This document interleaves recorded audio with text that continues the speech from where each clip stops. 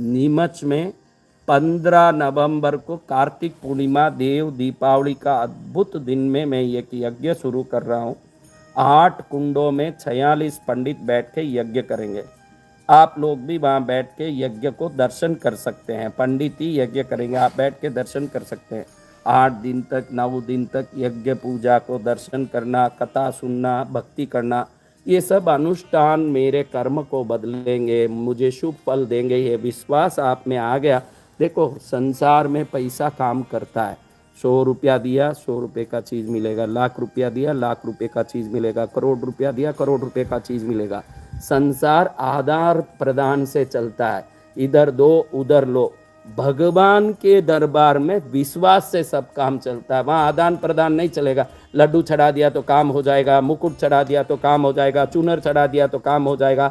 आदान और प्रदान संसार में रखो और विश्वास भगवान के चरण में रखो। अगर ये हो गया, तुम्हारा कल्याण निश्चित है। दशहरा मैदान में 15 नवंबर से भैरवाष्टमी, भैरव प्राकट्य उत्सव, मेरे इष्ट, मेरे देव, मेरे प्यार, मेरे लाड, मेरा जीवन, मेरा प्राण, मेरा श्वास, मेरे भैरव, उनके चरण में मैं भक्ति कर रहा हूँ 9 दिन तक, 15 नवंबर से 23 नवंबर तक। आपको भी भक्ति करनी है, सच्ची भक्ति से आओ। देखो, चुड़ैल भी एक घर छोड़ती है, चुड़ैल के लिए भी एक घर का तो छूट होता है। चुड़ैल अपने घर में जाके डाकन का बुद्धि नहीं बताती है। मंदिर में जाते समय हमको ये सोच रखना चाहिए कि चुड़ैल भी एक घर छोड़ती है तो मैं भगवान के घर में तो भी मेरा लोभ और स्वार्थ छोड़ के जाऊं, मंदिर में तो भी मेरा स्वार्थ और लोभ छोड़ के जाऊं, गुरु के चरण में तो भी मैं मेरा स्वार्थ लोभ के छोड़ के जाऊं। जो वसंत विजय अगर ठान लिया तो इस दुनिया को जो चाहे वो दे सकता हो, उसके सामने आप अपनी होशियारी लेके जाने की कोई ज़रूरत नहीं है। जो भैरव अंदर प्रवेश करके बैठे हों, उस वसंत विजय की दृष्टि काफ़ी है तारने के लिए। हमारे में वो सच्ची श्रद्धा है क्या, वो देखने जैसी बात है।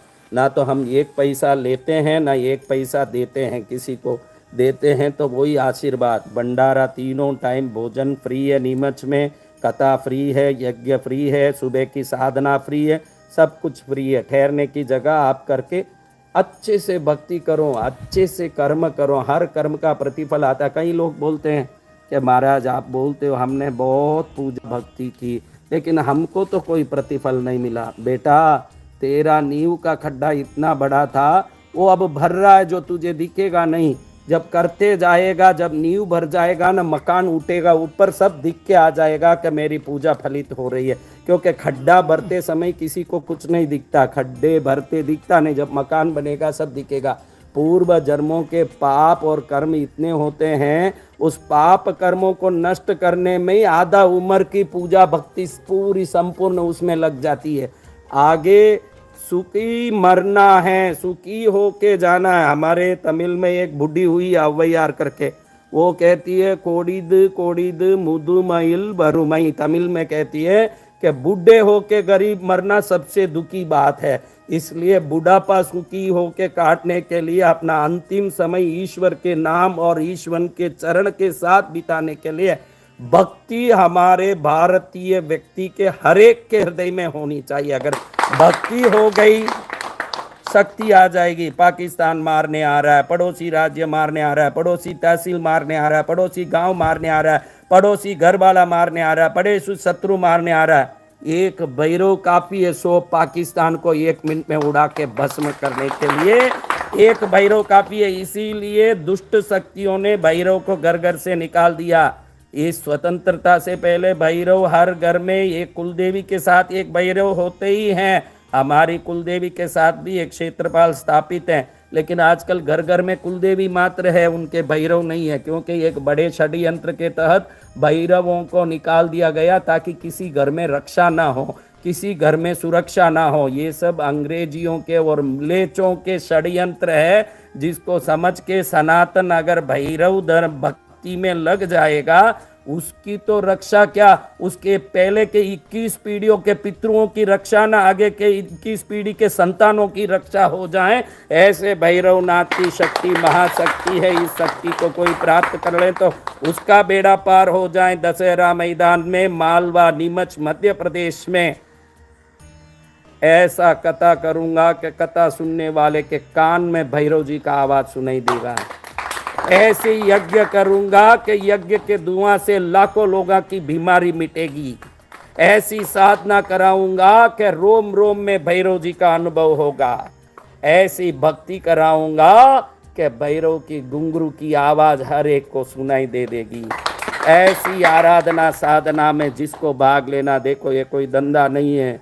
आजकल तो देख रहा हूँ कि मोबाइल में यूट्यूब चैनल चला रहे हैं, मेरा बच्चा कुछ दिखा रहा है तो देखता हूँ उसमें लिखा है कि you like to become a member of this channel, यानी यूट्यूब देखने उस चैनल में मेंबर बनने के लिए भी पैसा ऐंठ रहे हैं। दुनिया में हर जगह पैसे का लालच है, और जो आप लोग देख रहे हो आप भी लोभी लालची हो, आपके कोई लोभ लालच कम नहीं है, आप भी किसी न किसी लोभ लालच में पड़ के ये सब देखते रहते हो।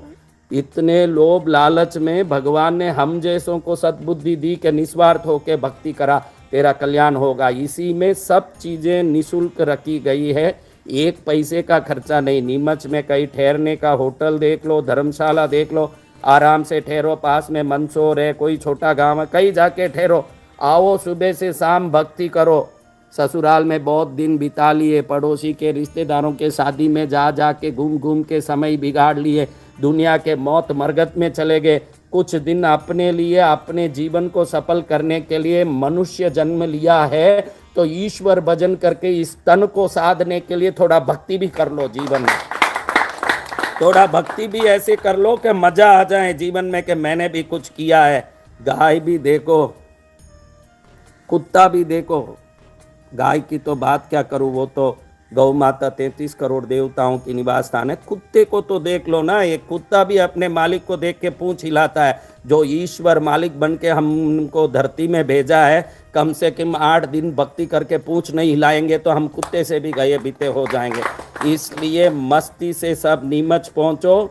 आने के पहले रजिस्ट्रेशन जरूरी है, आपके टिकट की कॉपी, आपके आधार कार्ड की कॉपी जरूरी है। ऐसे ही घुसोगे तो अंदर आने ही कोई नहीं देगा। 9053 में संपर्क करो और बोलो कि मुझे तो आना ही है, मुझे तो भक्ति करने आना है। कोई स्वार्थ नहीं है मेरे में, कोई लोभ नहीं है मेरे में। हाँ, एक ही लोभ है, मुझे भैरव को अपना बनाना है। मुझे मिल गया मन का मीत, ये दुनिया क्या जाने। मुझे मिल गया मन का मीत, दुनिया के सब मीत मैंने देख लिया। अभी हमारे पंडित जी बढ़िया औरत लेके आए थे, पंडिताइन, और बोले कि देखो पंडिताइन लेके आ गया हूँ शादी करके, गुरुदेव आशीर्वाद दीजिए। ठीक है पंडित जी, आशीर्वाद है। 3 महीने बाद मुंह लटका के पंडित जी आए कि क्या हुआ पंडित जी, क्यों मुँह? पंडिताइन भाग गई। क्या हुआ? पंडिताइन भाग गई। संसार को मीत बनाओगे, कितने दिन की मीत और प्रीत टिकी रहेगी उसका कोई गारंटी नहीं है। कोई कहीं भागे, न कोई कहीं दौड़े, न कोई कहीं आवे, न कोई कहीं जावे। मित्र बिगड़ जाते हैं, शत्रु बन जाते हैं, भाई भाई में दुश्मनी हो जाती है, कोर्ट में केस हो जाता है, पत्नी कितने दिन की आज कलयुग की राम जाने। ऐसे हर रिश्ते में कहीं ना कहीं दरार और दुश्मनी है। अगर सच्ची रीत और सच्ची प्रीत और सच्ची मीत आपको चाहिए तो बनाओ एक इष्ट। वो इष्ट आप छोड़ोगे तो भी आपके हाथ नहीं छोड़ेंगे। मेरा कस के पकड़ लो हाथ, छुड़ाऊं तो छुड़ाया नहीं जाए, छुड़ाऊं तो छुड़ाया नहीं जाए। मुझे जैसे भैरू ने पकड़ के रखा है, आपको भी पकड़े। भगवान आपका भला करें। सच्ची दिल से भक्ति करो, एक इष्ट सच्चे दिल से बनो। आप दो मत दो, मैं आपको छोड़ूंगा नहीं। मरूंगा, प्राण निकल जाएगा, लेकिन वो प्राण के साथ आपका नाम निकलेगा। ऐसी भक्ति करनी हो तो नीमच आ जाओ, दौड़े दौड़े हम सब मिलके करेंगे। प्राण रहे या ना रहे, भैरव का नाम हमारे साथ रहे। ऐसी भैरव भक्ति करने के लिए जिसको आना है 9053 में संपर्क करना है, अनुमति लेके पहुंचना। चलो, जैसे मैंने भक्ति की, एक बूंद तुम भी चालू करो, वो भी समुद्र जैसे हो जाएगा। हम भी बच्चे थे, भैरव ने हाथ पकड़ा, बूंद बूंद करते करते हम भी शुरू किए कुछ सीखने को। हम क्या सीखें, जब उनकी इच्छा हो जाती है वो खुद सिखा देते हैं क्या करना है। वो उनकी मर्जी है। इष्ट को जब मर्जी हो जाती है अपने चेले पर, अपने भक्त पर, अपने वारिस पर, वो ऐसा प्यार कर लेते हैं जैसा संसार में कोई नहीं कर सकता है। वो अनुभव जीवन में आना हो। योग ध्यान अलग बातें हैं, अभ्यास जप अलग बात है, लेकिन इष्ट के प्रति श्रद्धा अलग बात है। आनम तानम कुछ न जानम भैरव देव वचन प्रमाणम। मैं कुछ नहीं जानता हूँ, मुझे भैरव की भक्ति चाहिए, उनका प्यार चाहिए। इसमें ना तो मंत्र जाप की जरूरत, न ज्ञान की जरूरत, न भोग की जरूरत, न पूजा के ज्ञान की जरूरत, न अनुष्ठान के विवेक की जरूरत। अगर सच्ची श्रद्धा और प्यार आ गई, मूर्ख को भी कालिदास बनाने की ताकत भैरवनाथ महाराज स्वयं करते हैं। ऐसे भैरवनाथ के दरबार में नवंबर 15 तारीख से नवंबर 23 तारीख तक, नवंबर 15 को बढ़िया दिन है, शुक्रवार, लक्ष्मी माँ का दिन, और शनिवार को भैरवाष्टमी। भैरव इस धरती में आए, शंकर रूप लेके आए भैरव का। वो दिन अष्टमी का दिन। आप किसी भी शास्त्र को पढ़ोगे, पुराण को पढ़ोगे, प्रदोष तो त्रयोदशी को मनाई जाती है शिव की। प्रदोष काल में नित्य प्रदोष, सोमवार प्रदोष, पाक्षिक प्रदोष, मासिक प्रदोष और वार्षिक महाप्रदोष, शिवरात्रि, ये सब है। लेकिन जब पुराण पढ़ोगे तो आपको मालूम पड़ेगा, पुराणों में लिखा है कि शिव की तिथि, प्रदोष तो त्रयोदशी को है, लेकिन शिव की तिथि अष्टमी है। अष्टमी तिथि के अगर कोई अधिष्ठायक हैं तो शंकर है। ये कैसे भाई, त्रयोदशी के प्रदोष काल के शिव जी अष्टमी के कैसे अधिष्ठायक बने? क्योंकि शिव ने ही भैरव का रूप धारण किया, तो अष्टमी ही शिव की तिथि है, ध्यान रखना। और उसी अष्टमी को भैरव के रूप में प्रभु शंकर प्रकट हुए कि भारत की रक्षा हो, विश्व का कल्याण हो। ऐसे भैरव को मजबूती से कोई पकड़ ले, उसकी मजबूती को कोई हिला नहीं सकता। फिर ऐसे भैरव जी को भजन करके, रिझा के, श्रद्धा करके, आनंद से मनाने के लिए कहाँ पहुंचना बेटा? बोल जोर से। नीमच दशहरा मैदान गुरुदेव। सब बोलिए एक बार, कहाँ पहुंचना? नीमच दशहरा मैदान। हाँ, नी यानी नीमच यानी क्या? नी यानी नीर, नीर यानी पानी। नीमच में नी यानी क्या? पानी गुरुदेव। नी नीर, नीर, नीर यानी क्या? पानी, जल। मत्स्य यानी मछली। जो बाहर पड़ी थी उधर रेगिस्तान में मछली, अब वो पानी में तैरने लगेगी, वो है नीमच। मत्स्य यानी क्या? मछली, मछली। नी यानी नीर।